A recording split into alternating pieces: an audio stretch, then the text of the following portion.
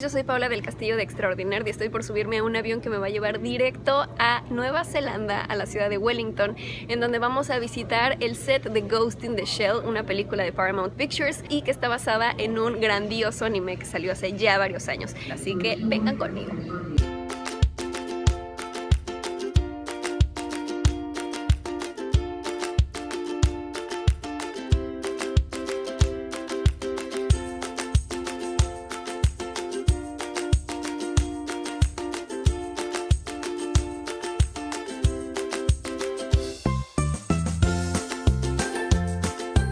Pues ya por fin, después de casi 24 horas en aeropuertos y cambiando de vuelos y así, por fin llegué a Wellington, Nueva Zelanda y ya estoy aquí en mi hotel y vamos a ir a cenar en la noche con la gente de Paramount Pictures y mañana ya vamos al set de Ghost in the Shell para hacer todas las entrevistas.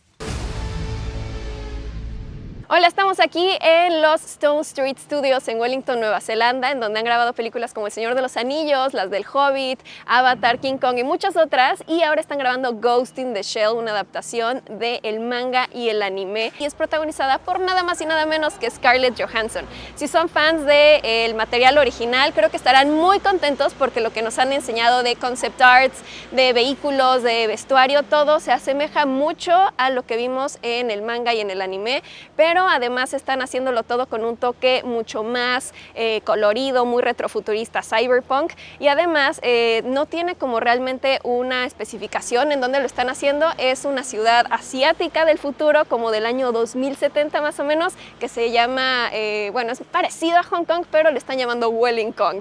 This is Major. I'm on site.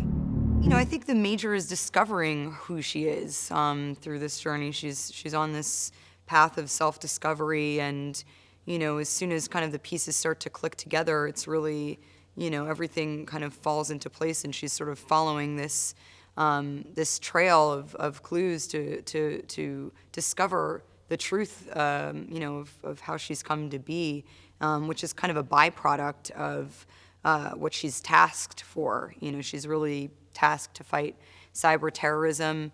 And, you know, that's all she knows. That's what she believes to be kind of the biggest threat to humanity. And then throughout this process ends up kind of opening up all of these doors, which lead her to really discover who she was. He's an iconic character because he's so big and he's so masculine and he's from the military. So that's been interesting from a actor's point of view to portray a guy like that. Because it's always difficult when you're playing with someone that is acknowledged by the audience, that they know him, they loved him, and they've been following him for like 20, 25 years now. And then all of a sudden you have to be the live action version of this character. You want to give them the satisfaction and you want to give them all the things that you got it within, but sometimes you need to take creative control of it and make it your own. And that's always a balance that's difficult to find, but I kind of think we succeeded with this film.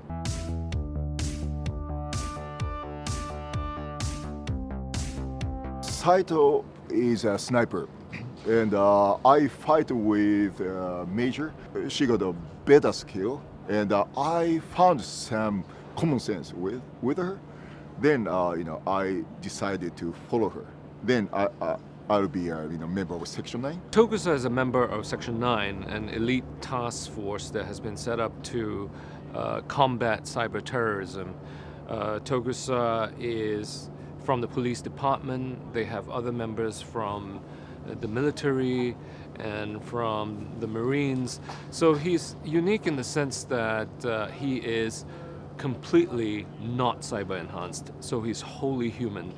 But he has been brought onto the team for that very purpose. I mean, to bring his human intuition to the cases that they investigate.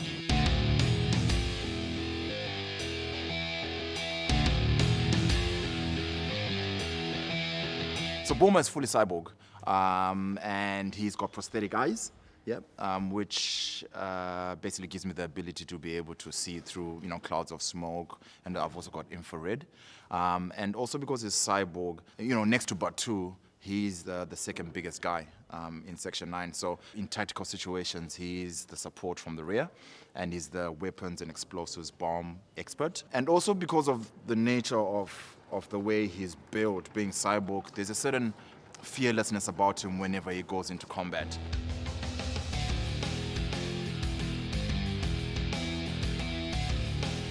Ghost in the Shell has a very broad range of action. It's everything from hand-to-hand work. There's a lot of wire work, a lot of gunplay. We've got some underwater work as well. We've got some motorcycle chase sequences. We've got car crashes. It's a full gamut. The major character being played by Scarlett Johansson really is, well, it's a ghost in the shell, and that is having a human body, a human mind, inside a robotic body.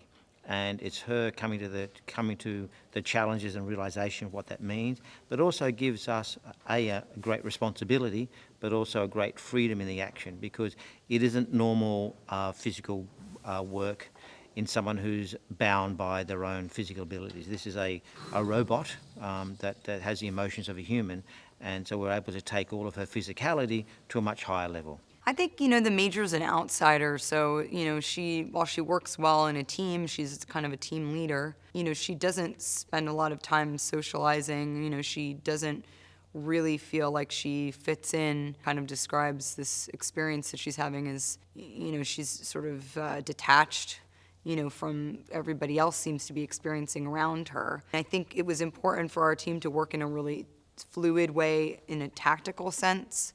And so that's been really great, just watching everybody kick ass and, you know, really learn a lot of gunplay and skills that you don't really have the opportunity to learn outside of something like this. They created me, but they cannot control me.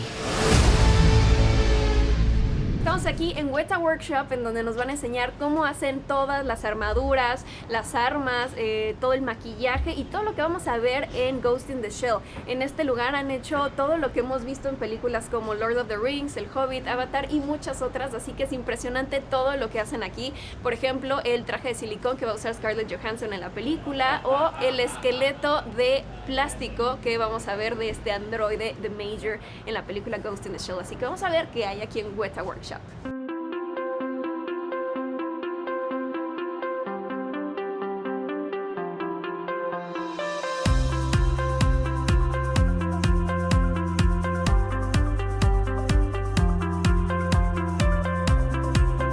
We received a model early on from a concept artist that we then had to develop into broken down components for 3D printing, and we tried to break it up to split the workload into bones and muscles and then the skin layer as well, so we're able to split up the workload and get through it faster. And then it's a matter of checking digitally that everything is going to fit together properly, that we can reassemble the components once they've been separately printed, and that they're all going to come together with the correct finishes and get the look that the director's after. We were working on this in the computers for 3 or 4 months before we were able to push it out. In this particular case, double checking that the scale was correct, because this is a 1-to-1 build for Scarlett's size.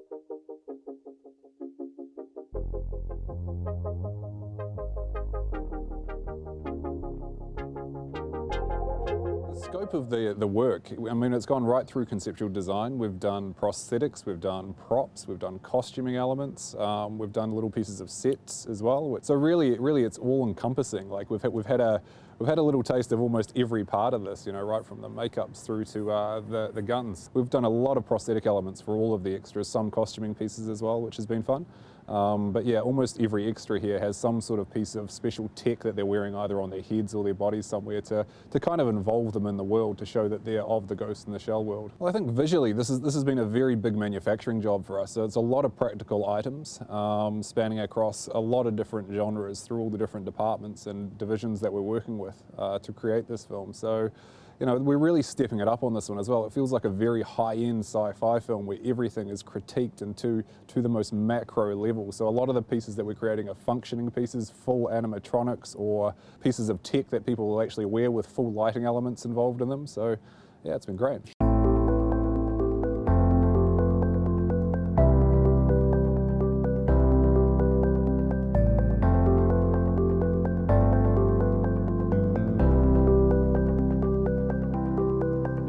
Estoy en el aeropuerto de Auckland, a punto de subirme a ese avión que me va a llevar a Houston y luego voy a tomar otro para ir a la Ciudad de México.